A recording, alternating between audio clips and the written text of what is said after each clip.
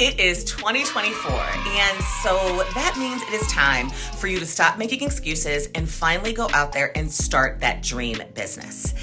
But the question arises, do I know what I'm doing? Can I effectively do it? Well, my love, I have done it. I've started several businesses over the last 25 years, quite successfully, I might add. And today, I'm going to share with you my top 10 tips that I would incorporate that I've learned over the years if I was starting a business in 2024. You want to know what they are? Because they are gold mines, gold nuggets of information that had someone given them to me, I may not have had so much blood, sweat, and tears to put into it. Are you ready to get to work and find out what they are? Then keep watching because I'm about to spill the tea. Let's get to work.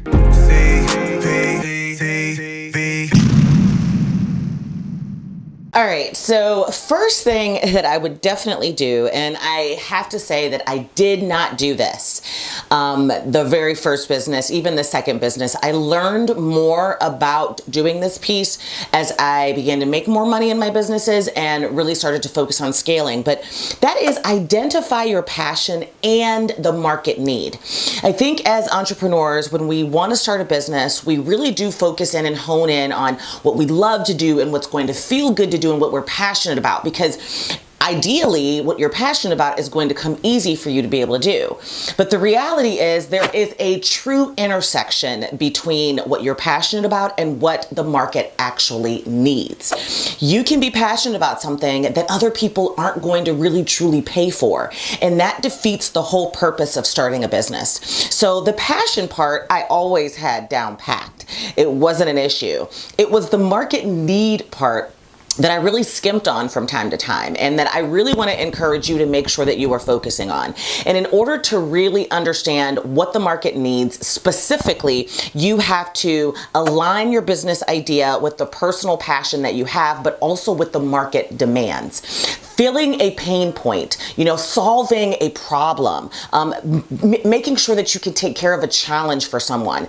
Because when you are actually solving a problem, that's when people are willing to pay. And so that really does mean that you have to conduct very thorough market research. And I mean, go ahead down that rabbit hole of researching and identifying the niche that not only excites you, but also excites the market. The second thing that I would definitely encourage you to make sure that you are focusing on is embracing digital tools and technology. Back in the day when I started my first business, actually my very first one in the 90s, there wasn't a whole bunch of technology tools that were readily available for business purposes other than, I think, like a word processor. Yes, I said word processor, typewriter. Those were still in use. Computers were just kind of coming out, and there definitely wasn't social media or the ability to use digital marketing or any of those things. And as I continue to develop and grow, and even into my latest business venture, which is Cheryl C. Perez Brands, technology has become an absolute critical piece of the pie. Specifically because I am a lot more focused on aligning my lifestyle goals of freedom and flexibility and being able to travel with continuing to grow a successful business. And I talk to so many of you out there who tell me, CP, I want to have a successful, thriving business. It may or may not need to be multi-million-dollar businesses, but I really want to make sure that my business is fulfilling my lifestyle goals. I want to have freedom. I want to be able to travel. I want to be able to spend time with my family. I want to be able to do the things that I want to do. And let me tell you, technology is really going to play a critical role in your ability to do just that. So you have to make sure that you are introducing affordable, user-friendly tools for your business management, for your marketing, and for your business operations. Automate as much as you possibly can using technology and really embrace it. But don't go overboard. Don't buy a bunch of technology tools that you aren't going to use, or that you really don't know how to use, or that you haven't dedicated the time to mastering in order to be able to use them. That's why I always tell you, map out your business processes first, create your SOPs, and those will tell you which technology tools are needed in your business and exactly what you need those technology tools to do. So I would definitely say there is a significant role that online presence and that e-commerce and people being able to buy things online that exist this year and in the coming years, right? 2024 and beyond, it's going to be absolutely critical. Even if you've got a storefront, even if you've got kind of a brick and mortar business, people want to, need to, and have to be able to buy things online. So make sure that you've got technology by your side and your business will grow that much faster while allowing you to enjoy the lifestyle of freedom that you so deserve and desire. The third thing I would tell you to make sure that you are doing is to use AI in order to plan, create, and to organize. I know a lot of people are terrified of AI and what artificial intelligence is meaning right now in the world. I know people are talking about it being just like iRobot.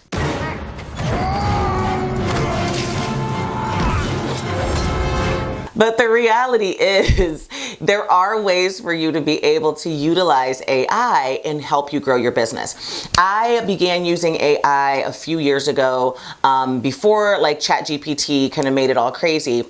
But since, because there's been so many additions to the AI world, I really have embraced making sure that I learn a lot about what it is and how different platforms and different AI tools work, but also really truly understanding what's going on in my business, what my business is like, and where I can infuse AI into it.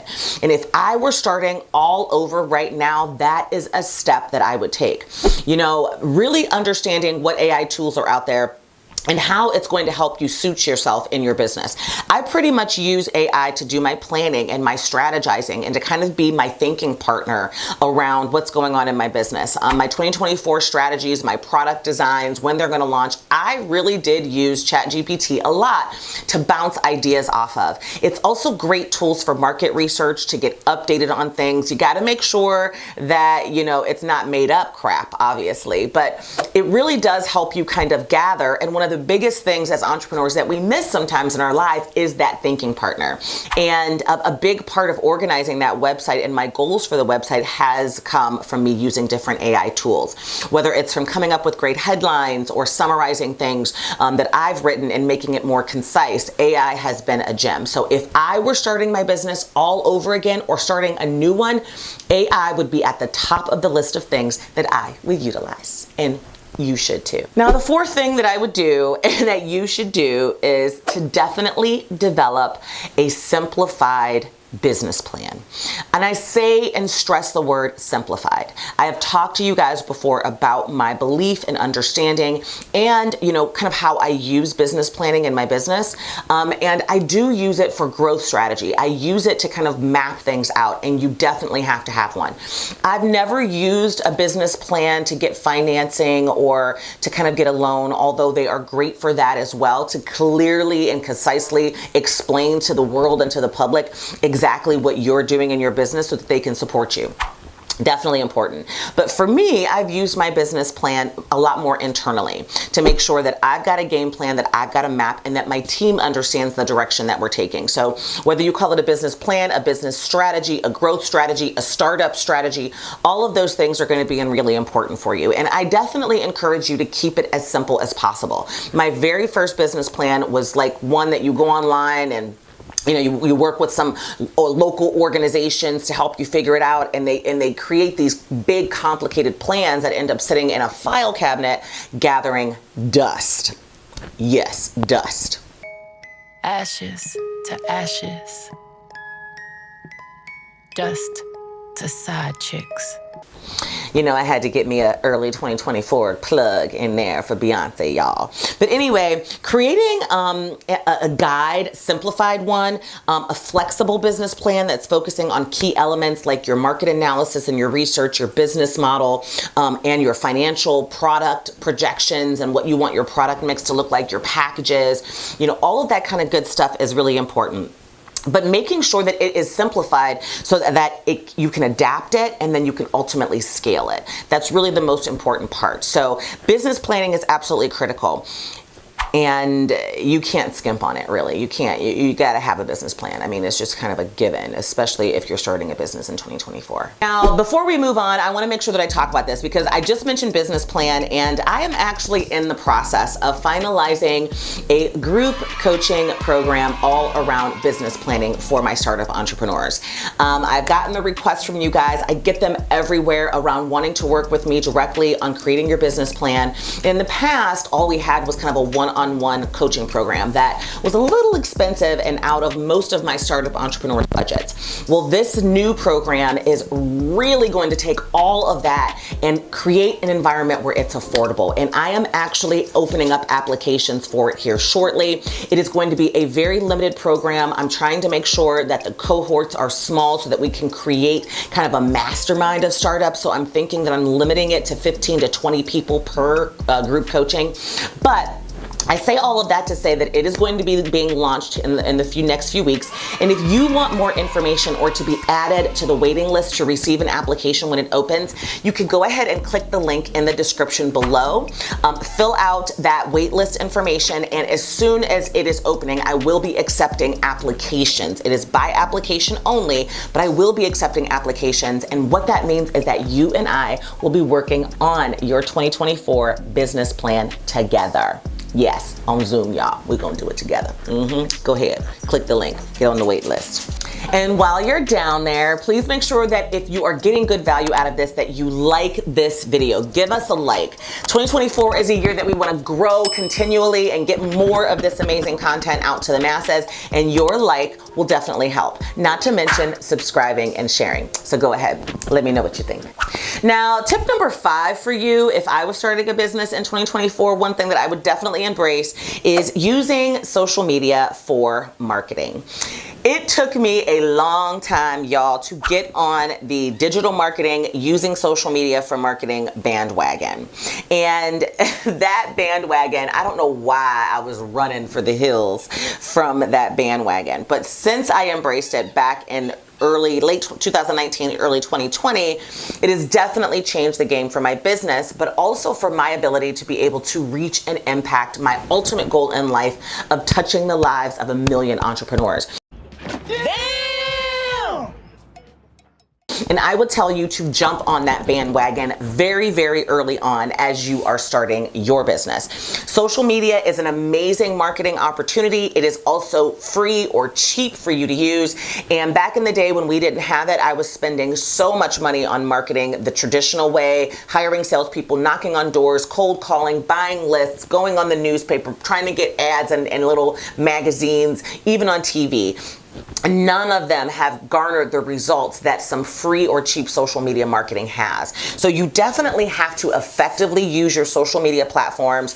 I have a lot of information on this channel around using social media for marketing as a small business. But content creation, audience engagement, leveraging influencers, forming relationships, getting out there and putting yourself out there is an amazing marketing technique. So social media, whether you love it or not, because a lot of you going to tell me I don't like social media, I don't do social media, I don't want to be in front of the cover.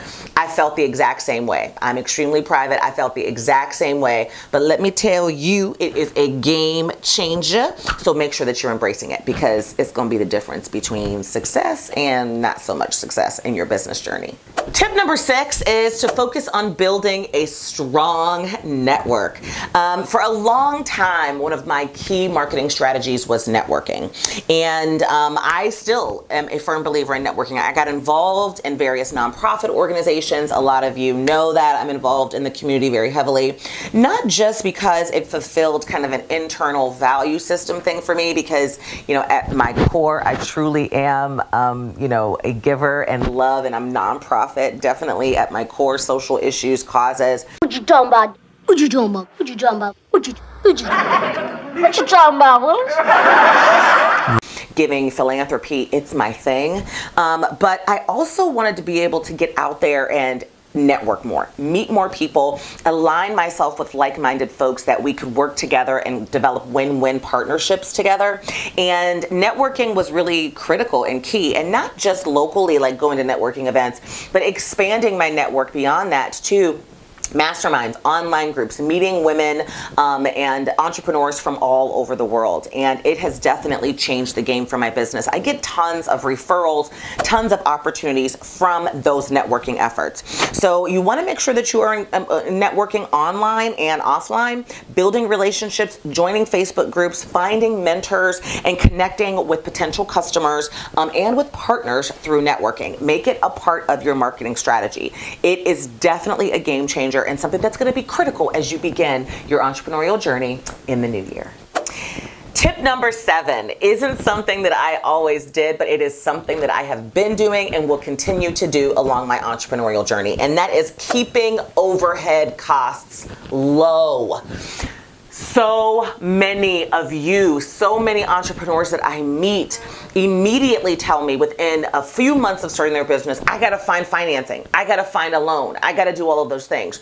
And usually the issue behind that is that you have immediately started a business in your mind and maybe even in your business plan that has very high overhead. Very high overhead. When you've got a business model or a business idea that causes high overhead right away, my piece of advice to you is to caution you against that and to keep it as low as possible.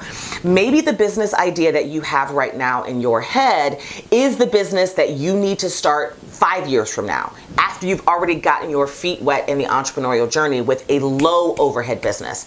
Because if that low, or when that low overhead business, we all about when, not if, right? We manifest and we create, right?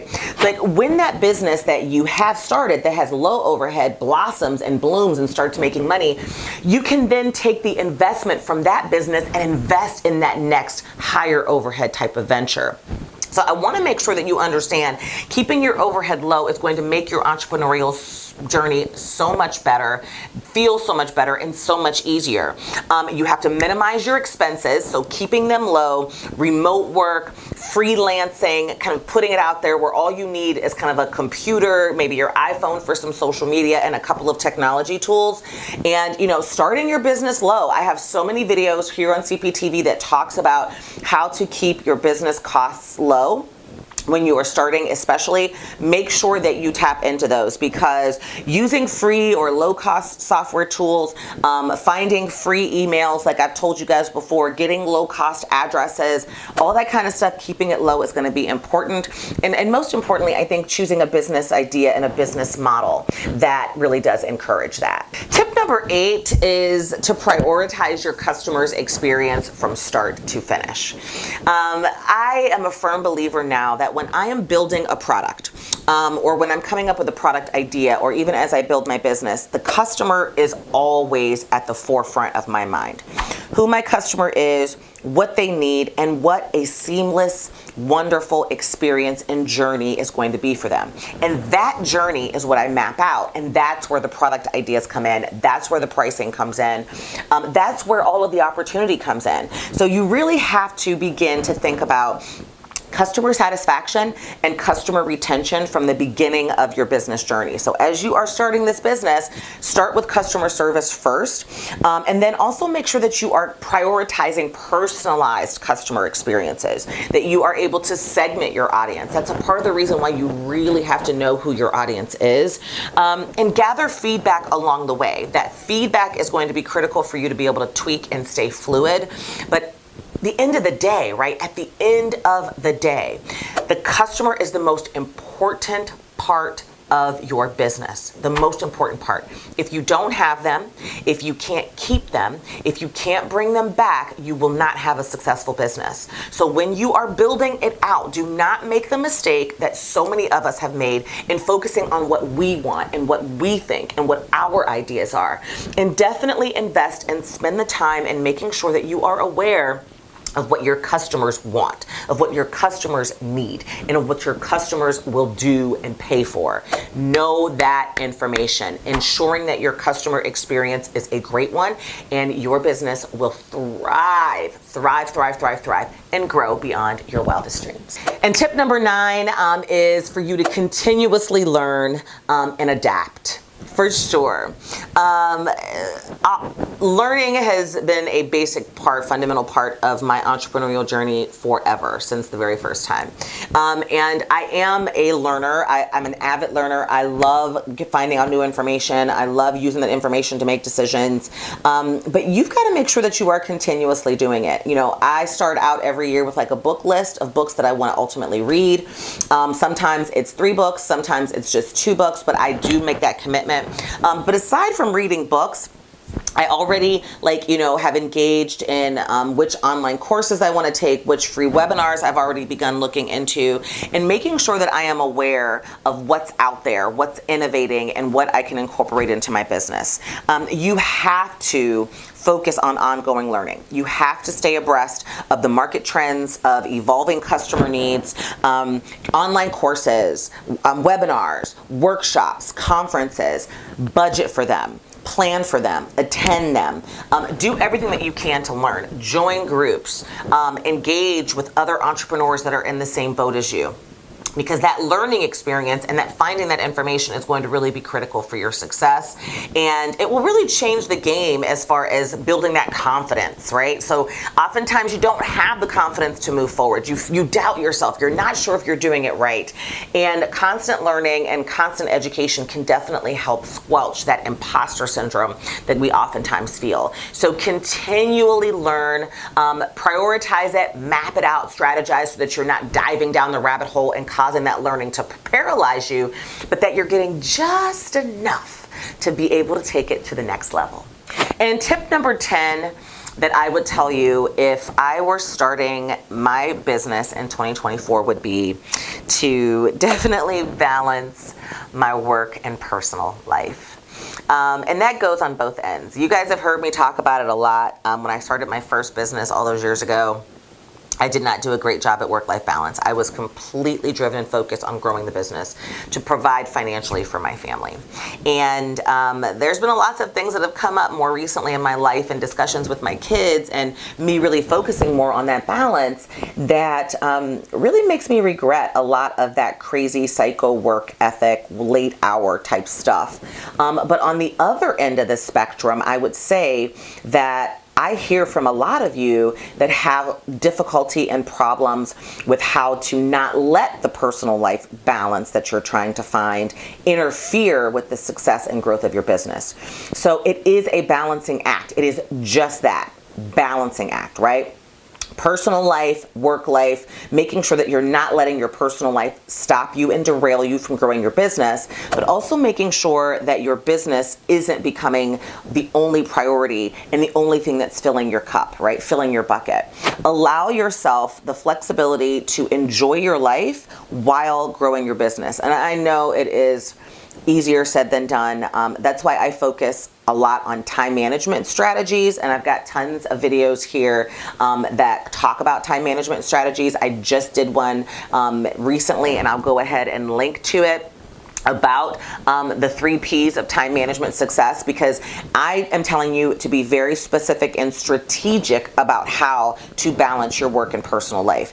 I can tell you to do it, but just telling you to do it isn't going to help you actually figure out how to do it, and there is an art and a strategy to it. You've got to do it on purpose, is what I'm saying. And so it is going to be an important piece. I would definitely recommend that you watch that video where I dive deep into my 3 Ps of time management, and that will allow you to have more of that work-life balance. But you gotta have it. You gotta stop letting the personal life give you excuses for not having a successful business, and you have to stop derailing and getting rid of all the personal things that make you happy. There is a balance while you grow this business, while you start this business, and it can be done. So make sure you check out that video so that you can get more tips and tools on how to do it. So my love, those are my 10 tips. If I were starting a business all over again in 2024, those are the tips that I would give you. That is a culmination of over 25 years of experiences in starting businesses and growing them into multiple 6-figure and 7-figure empires. And knowing those tips is really going to change the game as you begin to take this leap into entrepreneurship. 2024 offers some unique opportunities for starting a business. The time is now. You are not too late. It is never too late to start and pursuing your dream. So go ahead, go out there, take these tips, get it done, make it happen, love it, embrace it, sweat through it, laugh, cry, all that good stuff. And until next time, my loves, I will see you soon. See you next week. Stay safe out there. Bye-bye. Mwah!